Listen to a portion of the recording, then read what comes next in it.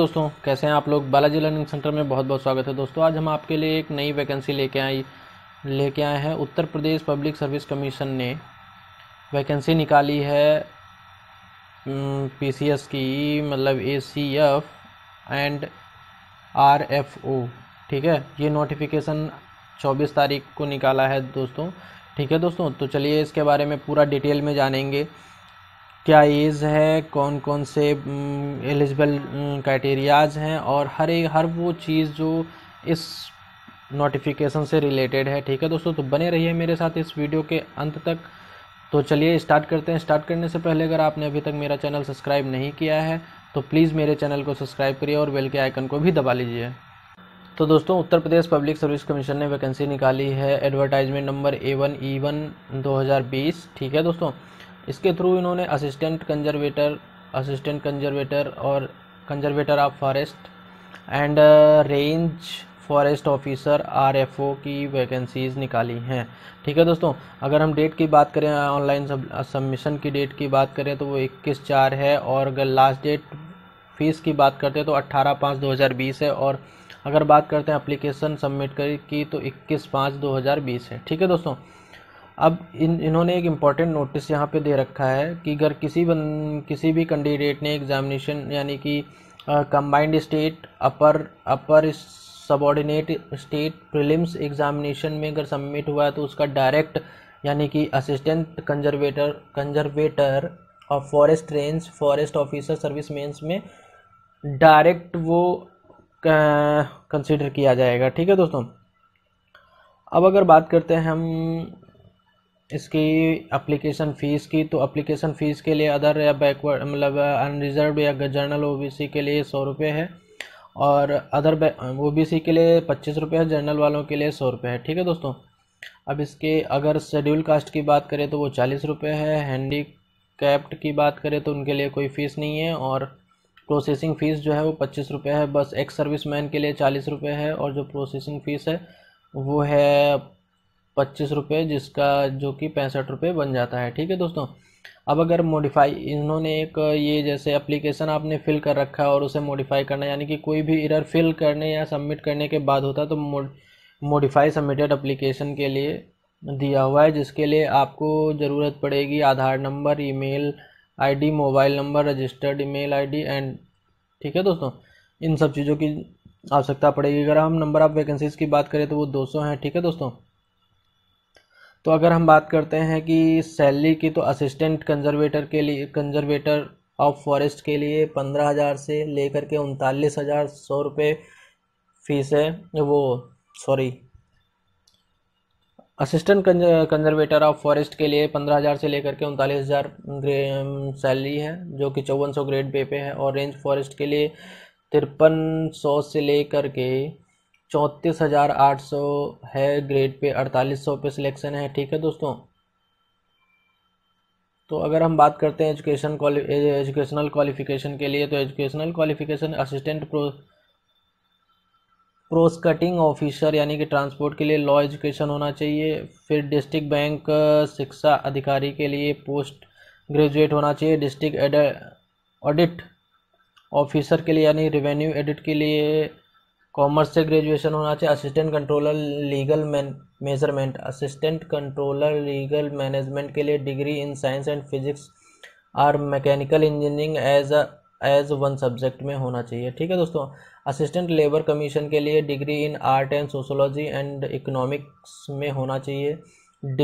District programme officer degree in sociology and social science and home science या social work में होना चाहिए। ठीक है दोस्तों, अब अगर बात करते हैं डिस्ट्रिक्ट प्रोबेशन ऑफिसर की, तो पोस्ट ग्रेजुएट होना चाहिए, डिग्री साइकोलॉजी एंड सोशियोलॉजी में।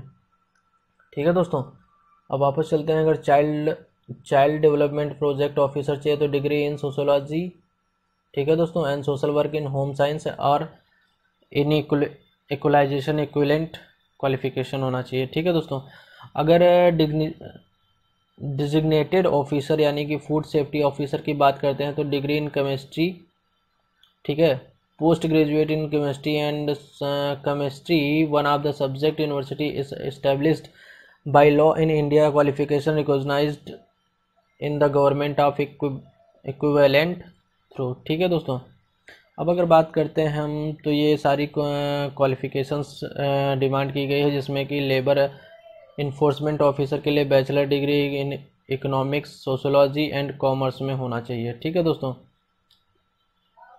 अब अगर बात करते हैं for the post of assistant conservator के लिए एसेंशियल क्वालिफिकेशन जो है वो बैचलर डिग्री होनी चाहिए। ठीक है दोस्तों, मिनिमम किस में, बॉटनी में, जियोलॉजी में, केमिस्ट्री में, mathematics, geology, forest, statics and bachelor degree in agriculture, bachelor degree in engineering from university established by law in India or the foreign university approved by the central government and time of the qualification recognized government as equivalent proof।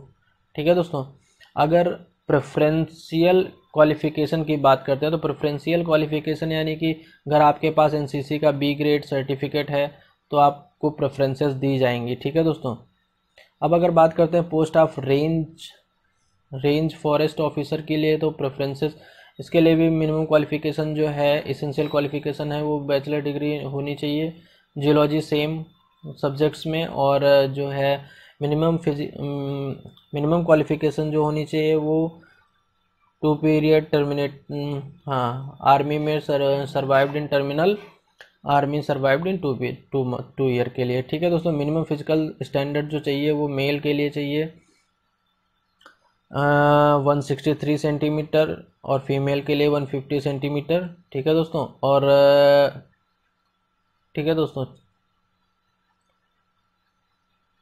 ये तो हो गया ये। अब age limit की अगर बात करते हैं तो एज लिमिट के लिए 40 ईयर ऑन 1 जुलाई 2020 में होनी चाहिए। एंड सेकंड क्या है, must have been born earlier than 2 July, मतलब 40 होनी चाहिए। ठीक है दोस्तों, मैक्सिमम। और फॉर द डीजीपी पोस्ट के लिए जो है फिजिकल रिक्वायरमेंट है वो हाइट है 165 मेल कैंडिडेट्स के लिए। ठीक है दोस्तों, चेस्ट 84, एक्सपेंडेड 89 होना चाहिए। फॉर शेड्यूल कास्ट के लिए, शेड्यूल ट्रिबल्स के लिए 160 एंड 79 एंड 84 होना चाहिए। ठीक है दोस्तों, for female candidate only journal and the backward classes के लिए 150 हाइट होनी चाहिए, ये चेस्ट का not applicable. And schedule caste के लिए 147 होना चाहिए। मिनिमम वेट कितना, 40 kg होना चाहिए। ठीक है दोस्तों, तो दोस्तों ये थी पीसीएस की जो भी वैकेंसीज आई हुई थी, इसके नीचे इन्होंने फॉर्म का पूरी डिटेल दे रखी है, फिर इसका सिलेबस का दिया हुआ है। बहुत लंबा नोटिफिकेशन है, तो दोस्तों ये पूरा तो नहीं बताया जा सकता है इसलिए, क्योंकि वीडियो बहुत लंबा हो जाएगा। जिसका जो डिपार्टमेंट है मैं इसका लिंक डिस्क्रिप्शन में दे दूंगा, वहाँ से जाकर अपना सिलेबस वगैरह जो भी चेक करना चाहता है वो चेक कर सकता है। ठीक है दोस्तों, थैंक यू। अगर वीडियो अच्छा लगा है तो प्लीज़ लाइक शेयर सब्सक्राइब करना बिल्कुल भी मत भूलिए। मर गए।